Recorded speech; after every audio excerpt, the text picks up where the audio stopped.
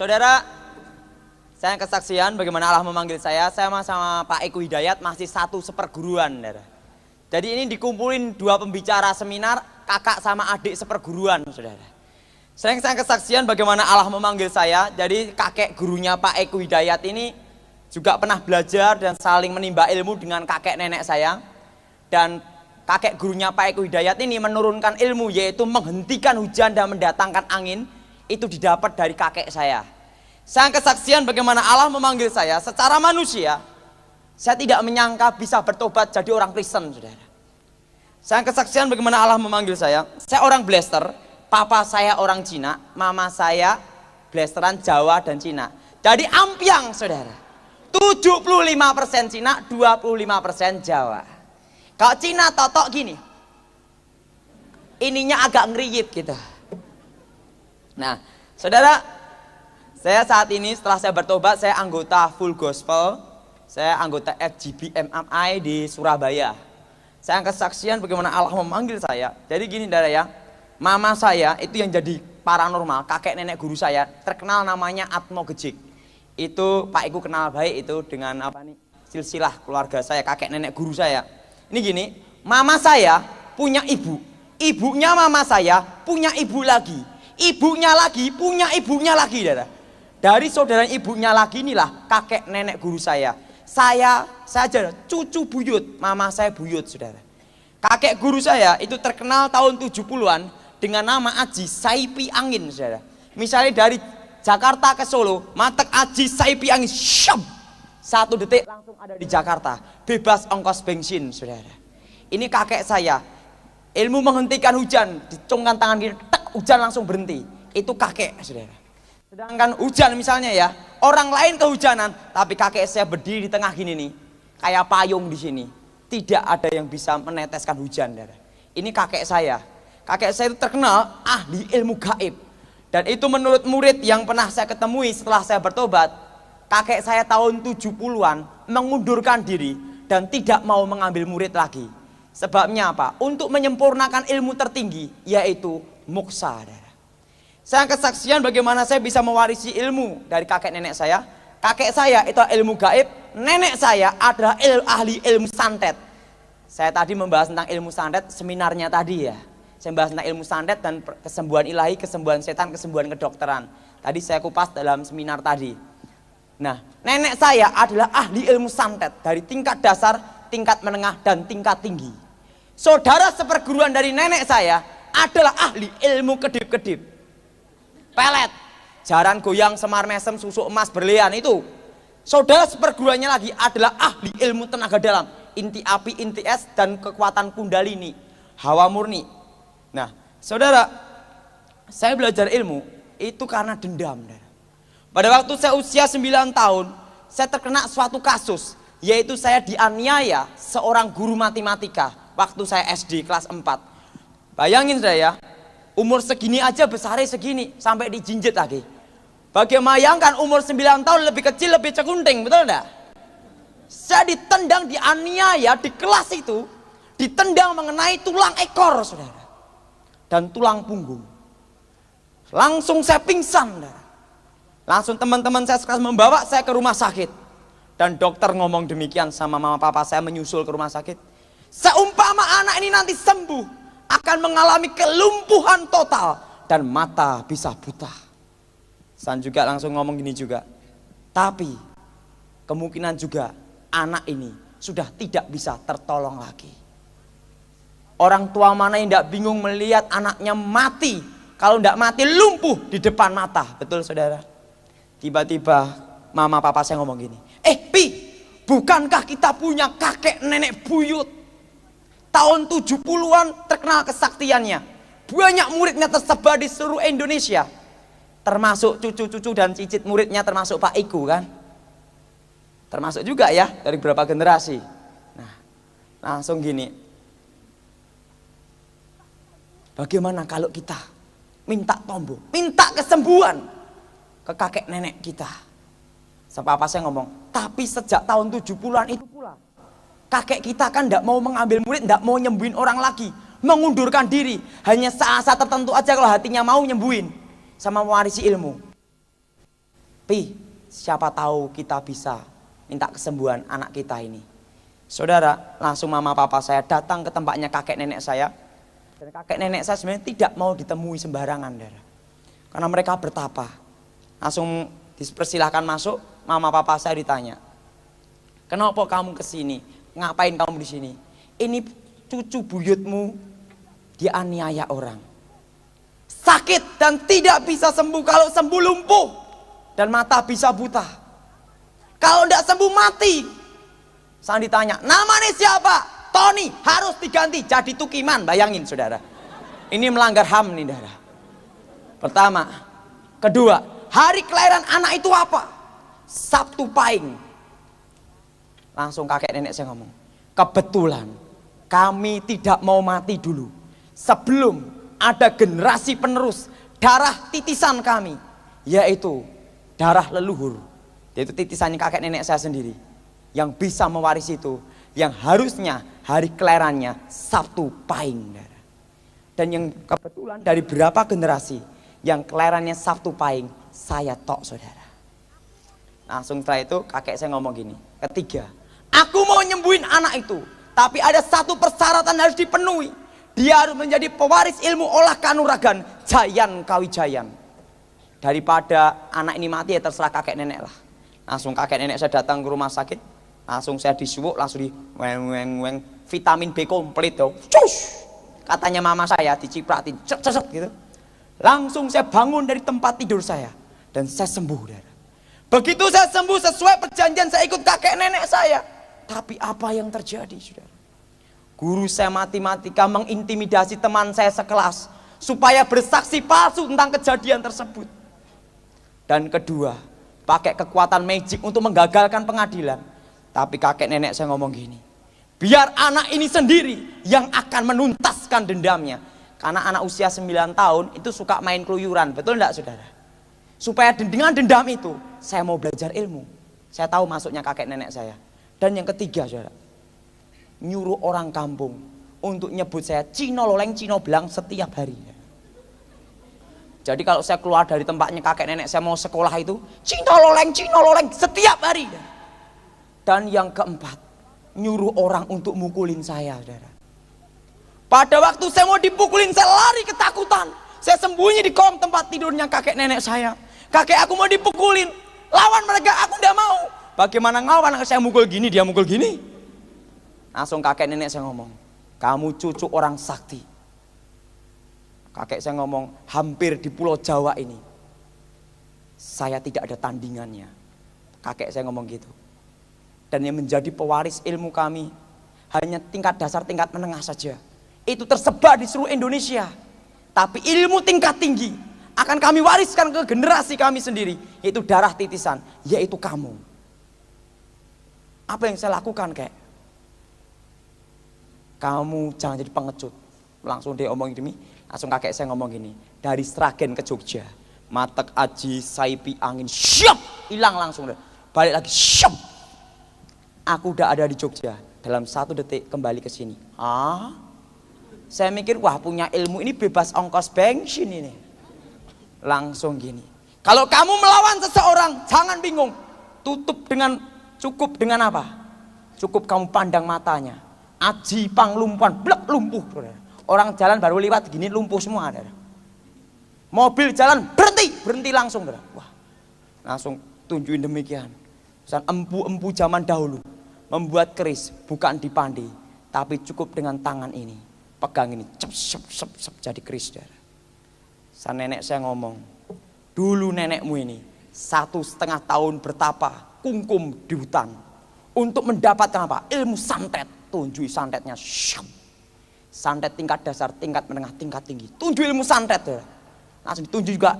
Kalau kamu butuh apa? Gampang, pakai aji sirup. Kalau kamu ingin buat orang tidur satu kampung tidur semua. Ditunjukin semua itu, kesaktian demi kesaktian. Langsung saya ngomong, kakek aku harus belajar ilmu itu. Aku akan balas dendam. Saya mulai belajar pertama kali, yaitu aji tapak banyu. Yaitu ilmu berjalan di atas air. Waktu itulah dinginnya malam, saya tidak pedulikan. Saya mulai semedi. Dan pada waktu saya semedi itu, saya baca mantra. sampai mengeluarkan cahaya di sini.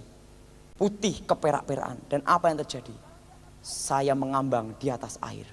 Waktu saya berjalan di atas air, saya senang sekali. Saya belajar ilmu tingkat tinggi. Langsung saya lari ke tempatnya kakek nenek saya. Kakek nenek saya ngomong, itu masih kelas dasar. Hah? Disitulah saya mulai belajar. Dari ilmu berjalan di atas air. Aji lembu sekilan ditembak, dor sekilan tok gini. Misalnya ilmu ini matiin lampu ini, syep mati itu. Itu masih ilmu kelas dasar. Ini dibakar, cukup satu jari, aji singkir geni, syep mati semua. Nah saudara, sejak SD itulah saya sudah buka praktek perdukunan. Walaupun saya sekolah di Kristen, di sekolah Katolik, tapi saya tidak mau percaya Yesus. Sebabnya apa? Banyak orang Kristen berdukun cari nomor SDSB, saudara. Makanya saya terkenal namanya dukun Tiban di Sragen, saudara. Dan saya nakal sekali, saudara. Nah, saudara, dan sejak SD itu saya jarang belajar, tapi naik kelas terus. Caranya apa? Ngambilin pikirannya guru-guru. Syep, jawaban sini.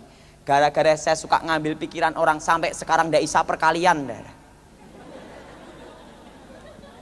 Dan lagi gara-gara saya punya ilmu berjalan di atas air, sampai sekarang tidak bisa renang. Nah saudara, dari situ saya belajar menguasai rogo sukmo mati sak jroning urip, urip sak jroning pati, mati dalam hidup, hidup dalam mati, rohnya keluar dari sini. Kalau Pak Iku punya kelebihan, langsung ilmu tertinggi dia, pencabut roh, dia. Ngeri itu ilmu itu, dia.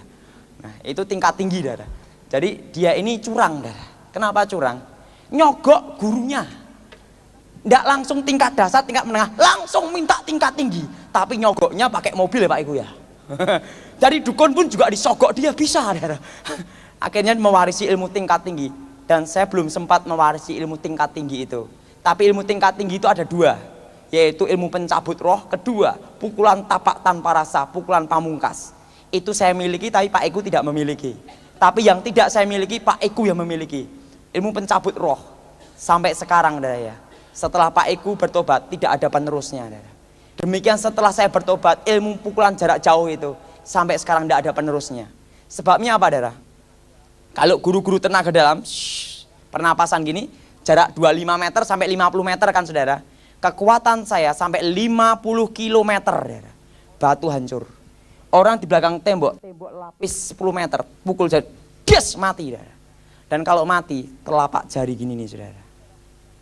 Nah saudara, dan itu nasib orang yang kena pukulan jarak jauh, hanya 1 detik langsung muntah darah. Nah saudara, sejak SD saya terjun ke gelapan, saudara. Saya mulai nyembuhin orang, buka nomor SDSB macam-macam porkas itu. Nah saudara, pada waktu 10 tahun saya diberitahu sama kakek saya, kamu tak bekali aji gelap sayuto untuk mengundang selaksa roh, ilmu untuk mengundang kekuatan kalau kamu mau. Tapi ingat, kalau kamu punya ilmu ini akan disambar petir kalau kamu hujan. Hah? Ilmu punya ini gosong ya, repot ya. Kakek saya ngomong, enggak, kami akan bekali kamu dengan ilmu besi kuning dan 5 pusaka kebal. Mirah delima, lulang kebulandoh, kitab Istanbul, kul buntet, besi kuning. Anti tembak, anti bacok, anti cukur. Waktu umur 10 tahun saya naik sepeda ontel, sambar petir semua, weng duar, gentiung gini, saudara. Petir ndak mempan, saudara. Nah, saudara, setelah itu saya lulus SD, SMP lebih nakal, saudara. Dikasih aji sirep, saudara. Makanya dalam kesaksian saya kan dimasukkan solusi, sampai guru SMP gini, ini murid paling dablek, ndak taunya jadi hamba Tuhan, dan gitu. Itu adalah satu kelas, aji sirep bego nondo, syup. Blek-blek tidur ngorok semua, saudara. Kalau gurunya ngajar, sirep, cup, langsung tidur, saudara. Kalau misalnya ada guru SMP ngajar, tak giniin, itik-itik, supaya pipis buang air kecil, saudara. Itu kerjaan saya.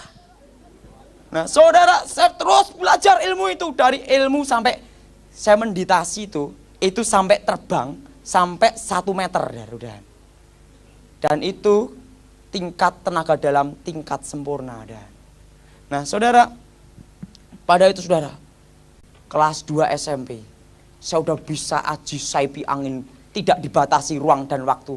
Kalau masalah aji panglemunan ilmu menghilang setiap hari, saudara. Tetapi yang tidak bisa saya miliki adalah damai sejahtera. Saya katakan singatan Cinoleng maju ke depan. Pada waktu saya dipukul, ting, cep, jarak langsung 10 meter. Lari semua orangnya, saudara. Ngilang, saudara. Nah, setelah itu saudara, kelas 2 SMP itu tiba-tiba kakek saya manggil saya. Tony, kamu kesini. Ada apa, kek? Ini aku mendapat wangsit. Wangsit apa? Wah, dapat bisikan. Jam berapa nih Pak Iko ya? Oh ya. Moga-moga keturunan ingsun menemukan jalan terang. Yaitu kamu Tony pada waktu umur 18 tahun. Kamu akan menemukan Ratu Adil Sokoetan, raja yang adil dari timur. Dan yang bisa mengalahkan ilmu leluhur kita. Hanya raja yang adil dari timur itu, yaitu Isa Al-Masih, dia bilang gitu. Kakek saya dapat wangsit sebelum mati, dia ngomong gini. Dan Tony, pada waktu ini nenek saya ada dan mama saya ada. Keturunan kita yaitu Tony ini generasi terakhir ini nanti yang akan menemukan jalan terang. Dan pada waktu dia menemukan jalan terang umur 18, dia menemukan raja yang adil itu. Dan umur 19 tahun mengangkat keluarga kita semua dari kegelapan. Dan ingatlah, semua harus ikuti apa yang dikata-kata Tony, mengikuti raja yang adil dari timur itu. Kakek saya gitu, saudara. Langsung ngomong gini, Tony, untuk menyempurnakan ilmu kamu, ngelirik perempuan tidak boleh, jatuh cinta tidak boleh, ngintip tidak boleh. Wah, repot ini punya ilmu. Nah, saudara, dan juga saya, saudara ya, sebelum saya bertobat, sudah bisa jadi perkutut, saudara. Dan jadi harimau putih, Aji Singolodoyo, saudara. Dan saudara, saya dulu, saudara ya, kalau naik bis gratis terus, kondektur gini sampai gini tidak bisa lihat, saudara. Itu, saudara. Wih, nakal, saudara. Nah, kelas 2 SMP itu kakek saya ngomong, berbagai ajian telah kami wariskan. Aji panglumpuhan, orang lihat langsung lumpuh. Pukulan jarak jauh, berubah bentuk. Sihir saya kuasai, santet saya kuasai, tenaga dalam saya kuasai. Kakek saya ngomong gini, Ton, saya akan pergi jauh, tidak akan kembali lagi. Dan ingat, Ton, jalan terang itu, angkatlah keluarga kita dalam kegelapan. Dan saat ini aku akan pergi jauh, tidak akan kembali alias mati. Besok kan bukaan nomor, tukuo nomor, beli nomor SDSB untuk beli peti mati. Nomornya 50, langsung kakek saya gini, meninggal. Begitu meninggal, bukaan nomor keluarnya 50 untuk beli peti mati. Deng ieng. Tuh kakek saya. Kalau masalah ilmu datangin hujan itu saya udah belajar semua. Nah, setelah kakek saya mati, nenek saya ngomong, kamu tak kasih ilmu pelet. Waduh, piye nih nek, aku ndak boleh ngintip perempuan, jatuh cinta ndak boleh, ki piye nih? Gampang, pelet aja sapi. Hah? Daripada ndak dipraktekin sapi tak kedepin, cetit kintil sapi, saudara. Ebek.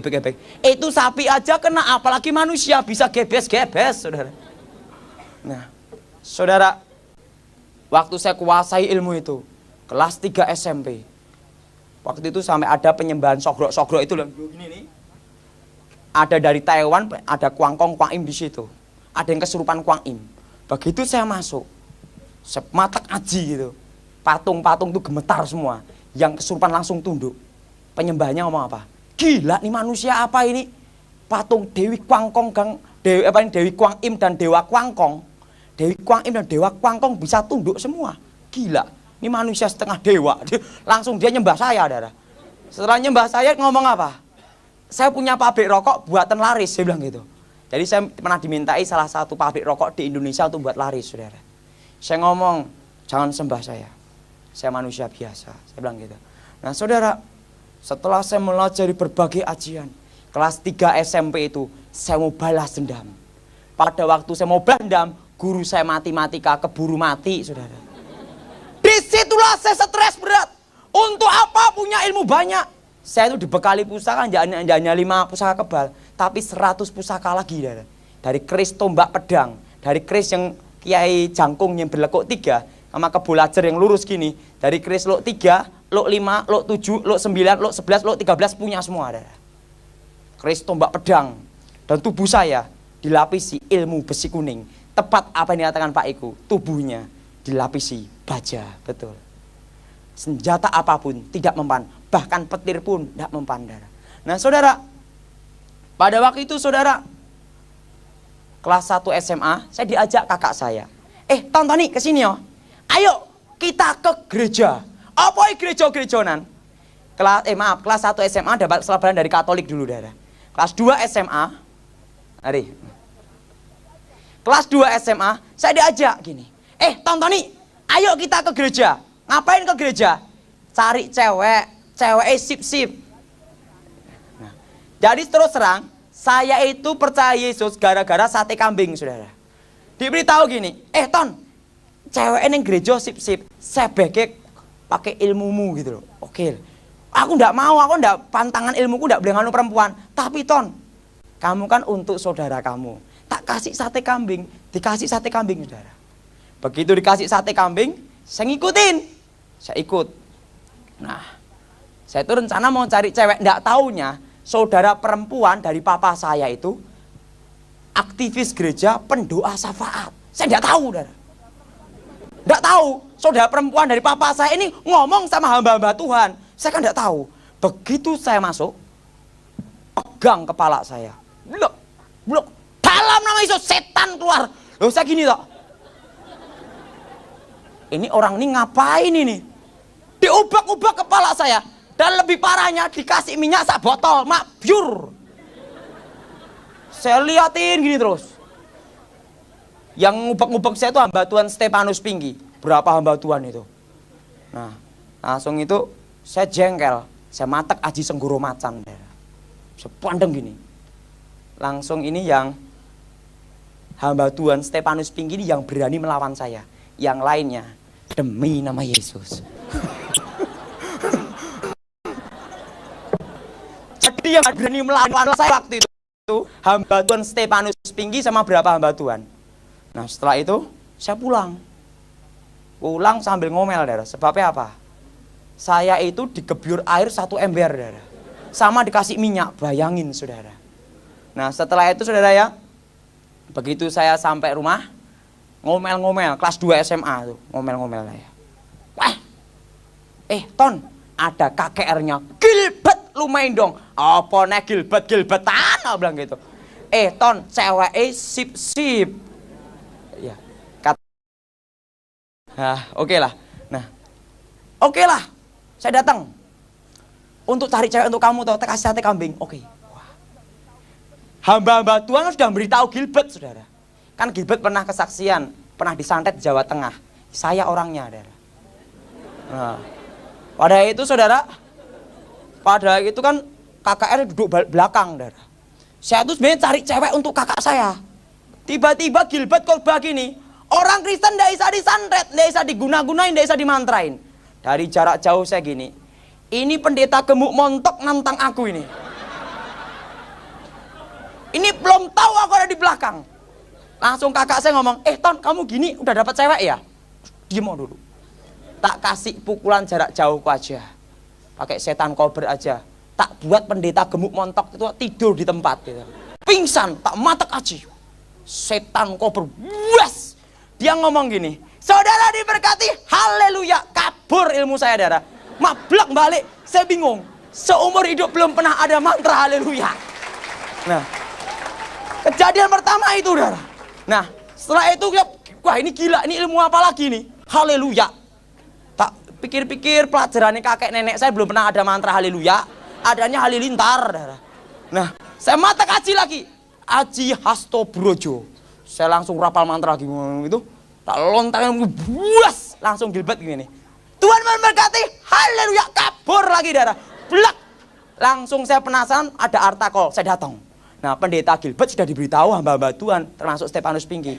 Ada orang yang bisa ilmu menghilang, ilmu terbang. Wah, Gilbert diberitahu. Orangnya datang di sana loh. Wah, Gilbert lihat wajah saya, saudara. Saya gini dia lihat sebenarnya. Karena udah diberitahu hamba Tuhan, saudara. Begitu saya itu di depan gini, langsung Gilbert gini. Kamu Tony ya? Iya. Langsung Gilbert tatap mata dengan mata gini, saudara. Aku sudah dengar tentang kamu. Kamu yang bisa menghilang dengan aji saipi angin juga bisa kemanapun tujuan, dan aji panglimunan ilmu menghilangkan. Saya tahu tentang kamu. Langsung saya gini. Kita adu ilmu. Kalau saya kalah saya berguru. Langsung Gilbert bilang gini. Silahkan, haleluya gitu. Nah, Setelah itu kan janjian, besok kita terusin. Saya bilang gitu. Saya pulang ke rumah, saudara. Semalam tidak bisa tidur gara-gara haleluya, saudara. Nah, setelah itu hari yang kedua.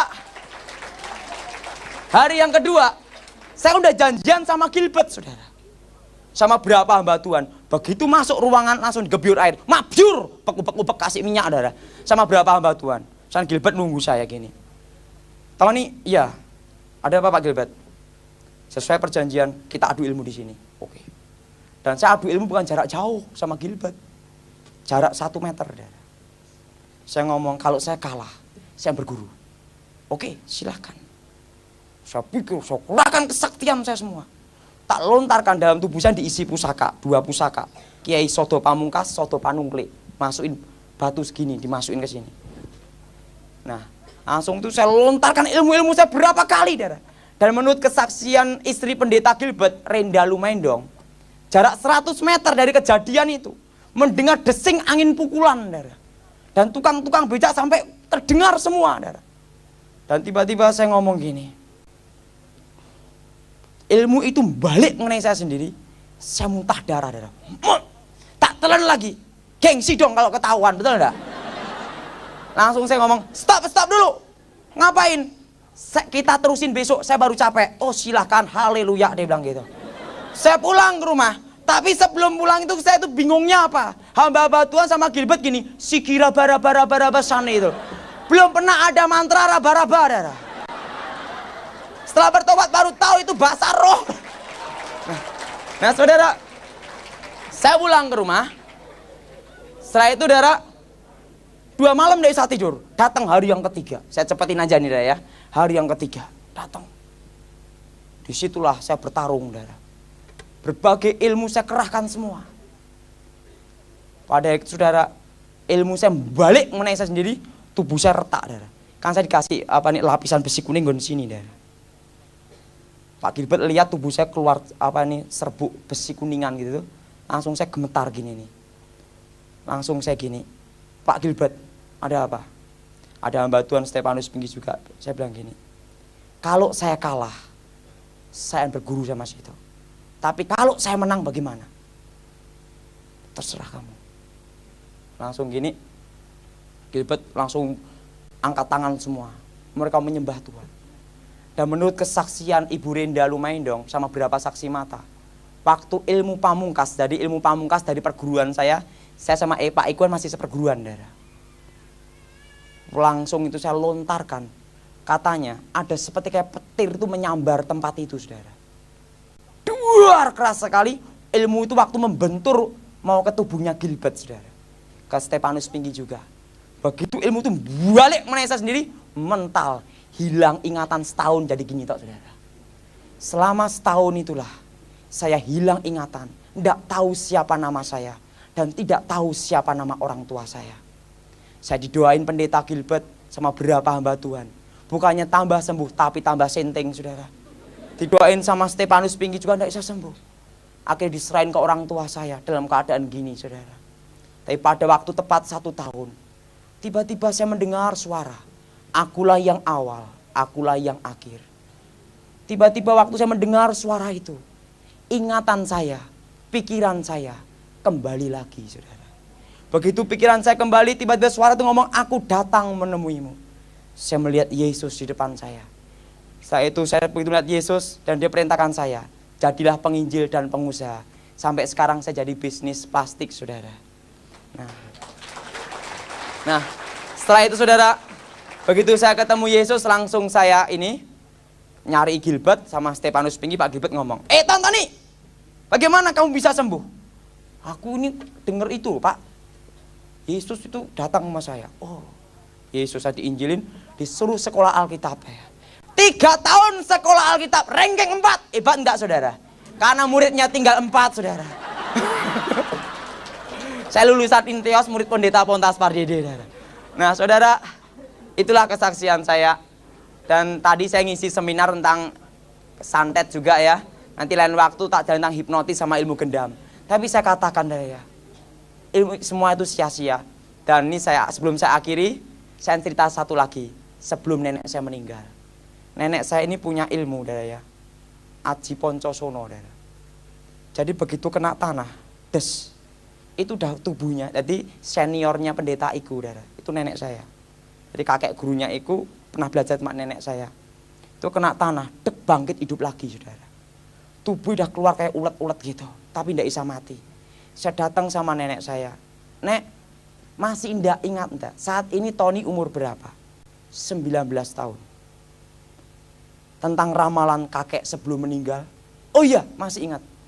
Langsung udarno ilmuku iki. Karena udah digebuk daun kelor kasih ilmu daun kelor kasih apa nih? Berbagai macam ndak bisa mati. Kakek nenek saya bilang gitu. Kakek pernah pesan sebelum meninggal tentang kamu. Oke, aku mau terima Yesus. Supaya aku oncat saka ragaku iki ndak kuat gitu.